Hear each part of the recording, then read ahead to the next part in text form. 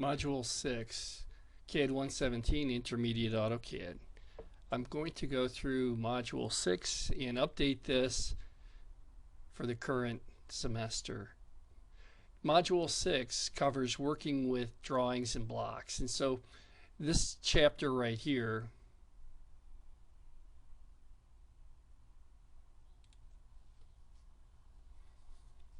goes through what blocks are and how we would use blocks. And so I'm going to download this and open it, and I think I already did. Yeah, here it is. And so when we take a look at this chapter, blocks are really templates and they're symbols, and so when we work with blocks, they have a few rules for them. And so as we start to look at the considerations for working with blocks, when you draw them on layer 0, they have a transparent effect. In other words, if I create these symbols for the ceiling fan and the door on layer 0, when I insert them into a drawing, then they will take on the line attributes and colors of the layer that I insert them onto.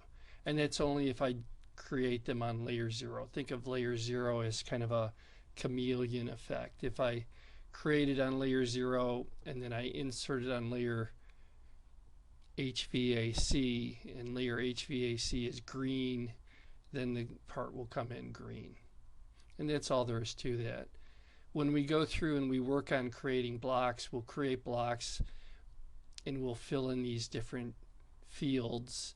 We want to make sure that we pick an insertion point, we select the objects, and then some of these other details are up to, the CAD department as far as to how they want to have those attributes. And so we have our guest cottage, and the assignment is to update the guest cottage to be able to use these plumbing and electrical symbols. And so we'll create these blocks. And so the first step is to create this plumbing block. And so they're going to have us create these blocks on the actual plumbing layer. So they will be set for whatever color and line type that is. And so essentially we'll just draw that with these dimensions on it. It's 2 feet 6 by 5 feet. And so I have a completed drawing here, and I'm going to show you how I would go ahead and work with that. And so what I would do is, off to the side, I would create this block right here on the plumbing layer. And so if we come over to our workspace, I'm going to set it for drafting and annotation. I like to have my menu bar on, and then we would put this on the plumbing layer. So here's my plumbing layer. It's up to you if you want to set up your grid and your snap at this point. If we take a look at the dimensions for it, it's 2 feet 6 by 5 feet. And as far as having like 5 feet -0 and things like that, you can update these blocks if you right click on them and go into the properties, and then you can update any of the aspects for that block, as far as to be able to have primary units would be set up as architectural, and then suppressed leading arrow zone, suppressed trailing 0. And I'm surprised because that would show up if we did not have it suppressed. So let's see what's going on. Let's say no. And there we go. And so those are the little tricks as we start to work with dimensions and dimension styles. But overall, we're on layer plumbing, and then what we would do is I like to have polar enabled, and then I would just start off with a line, drive that north, I'd say 5 feet, drive that to the east 2 feet 6, drive it down 5 feet. C for close is a shortcut. If we turn on our line weights, we can see that a little bit better. we can see that there's a offset for that, and so we have to make that offset 6 inches, so it appears to be 3 inches to each side. So as we take a look at this inside, if we were to measure that, I could measure from here to here, and we can see that there's an offset of 4 inches. Same thing. And so we would come over here and offset this 4 inches. Select the line, select the side.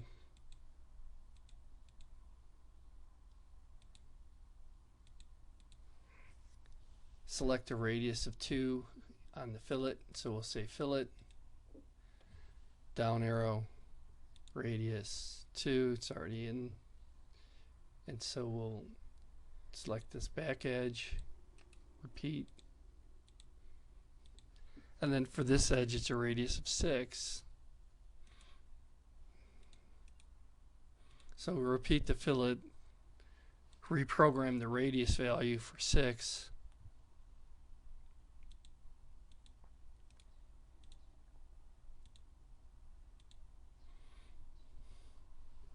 and that's all there's to it. And then as far as making this into a block, what we would do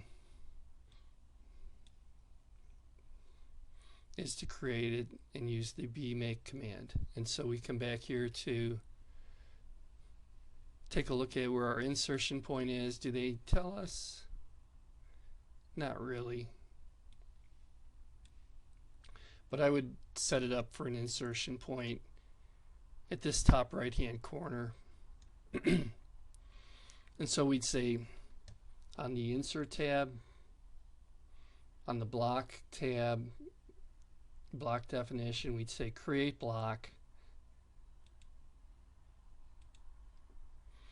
and I would name it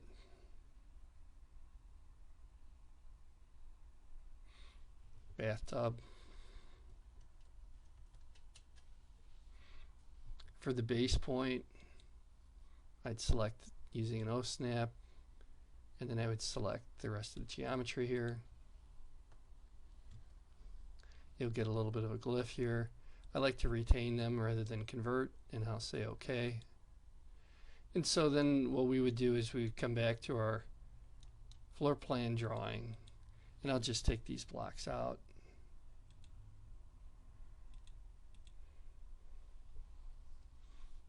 And then on our plumbing layer, we would say insert, and then we would grab our block and insert into our drawing. And we would do the same for the other components. And so we would draw these other plumbing fixtures up and then specify an insertion point.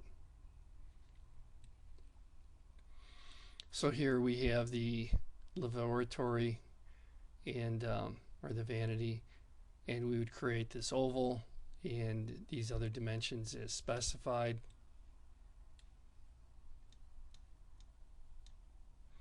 It's not too difficult as far as this one would go. You'd come back here, draw up the dimensions,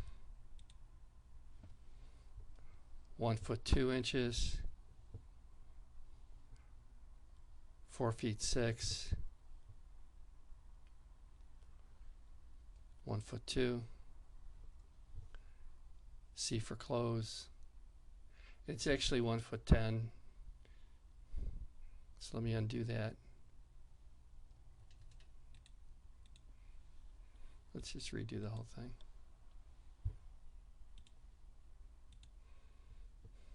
One foot 10,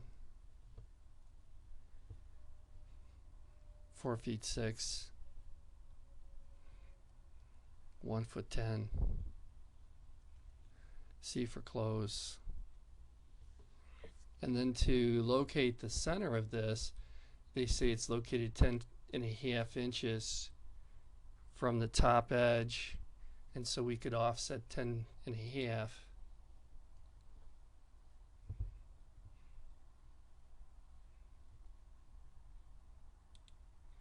to that side. And then 1'8" is the size of that. What I would do is I would draw a line from the midpoint here,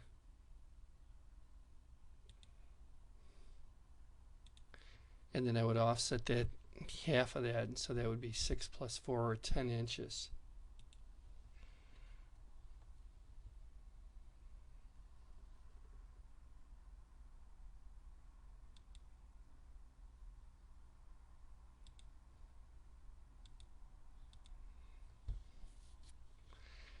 And then I would draw the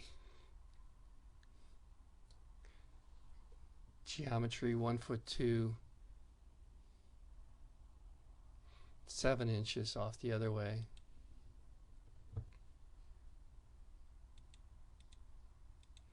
And so you can kind of create a box for where that geometry would be located.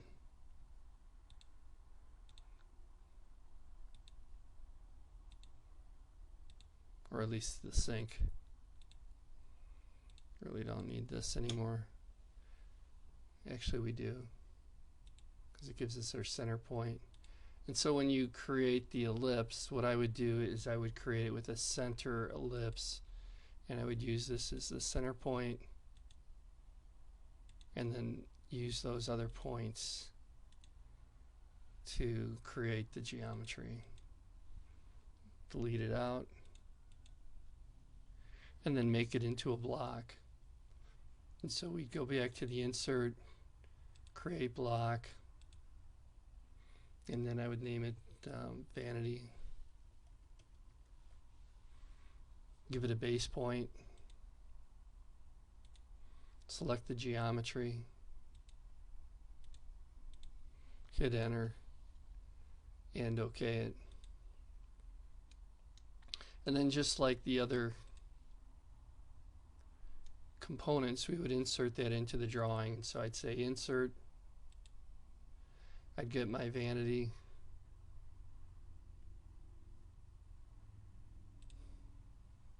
And then on this one I probably should have used the other end as the insertion point, but it's okay. I'll insert it and then I'll just move it. And so I'll move it from the end point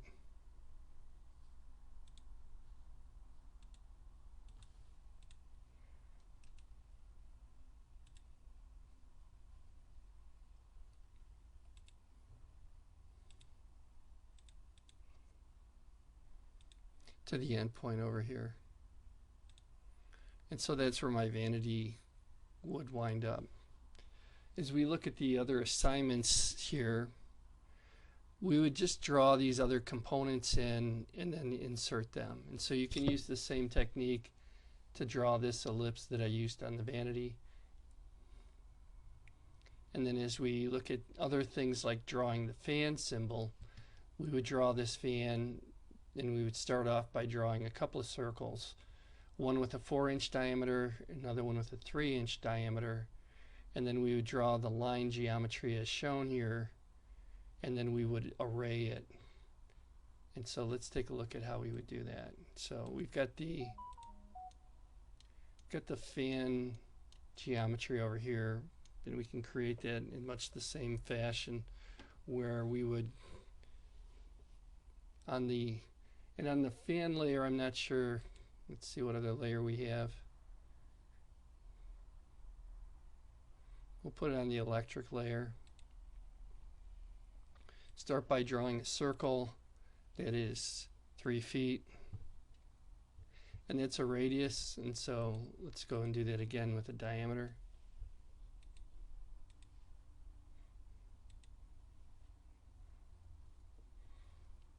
And then what we would do is we would draw a line from the center to this point right here, and then we could rotate this, or we could just draw another line at an 80-degree angle. I like to use the polar settings, and so as we look at polar tracking, when we have it, we can set it up as 15 degrees, or we could set it up at 10 degrees, and then we could track it every 10 degrees. And so we can say line from here, this would be 0, 10, 20, 40 until we get to 80, like that. And it doesn't have to hit exactly like to the line. You can just track it out 80 and then just click, and then you can track another line from our 80 plus 20, which would be 100.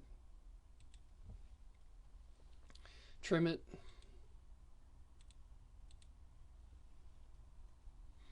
We need the circle in the center that's 4 inches in diameter.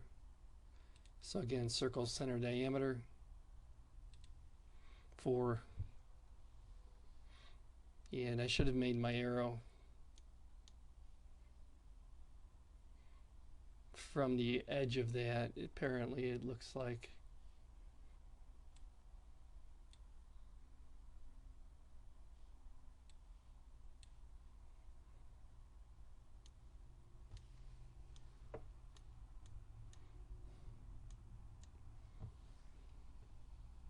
I'm just going to leave it. It'll be fine. It's not that big a deal. It's just a fan blade. And so what we'll do is then we'll trim.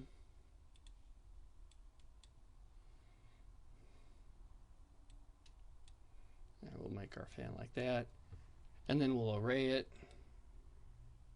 Polar array. Select the geometry, hit enter. Give it a base point in the center.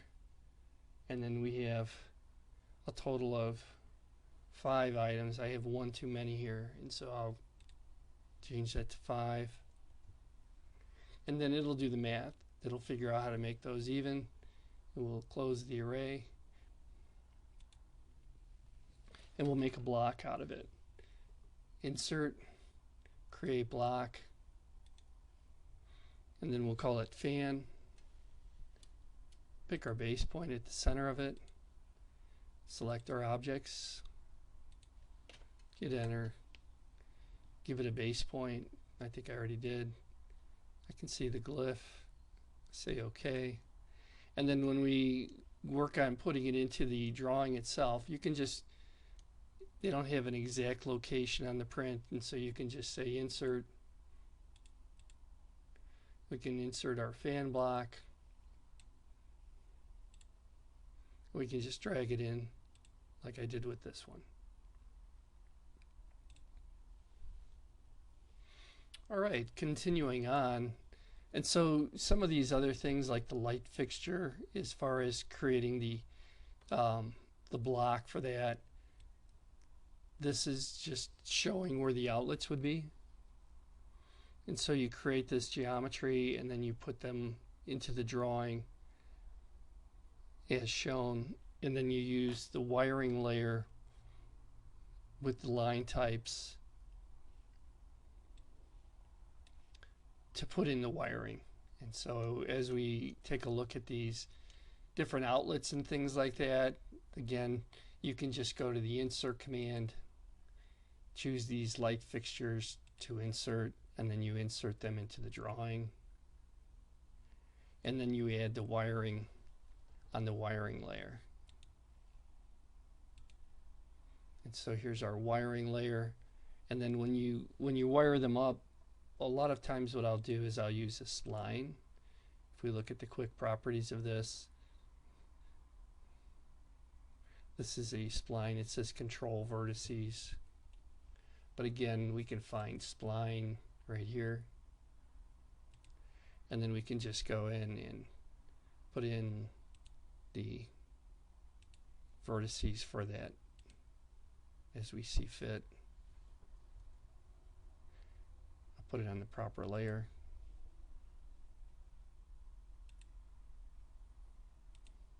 And you'll see that it updates to the proper line type and layers. And so that's an attribute of our layers. And so if we look at our layer properties for wiring, we have a phantom line type, and the line weight is 0.3 millimeters.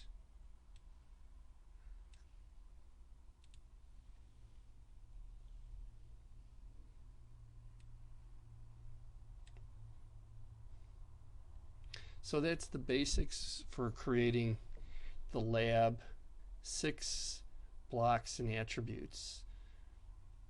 I'm going to end the recording, and I'm going to post to D2L.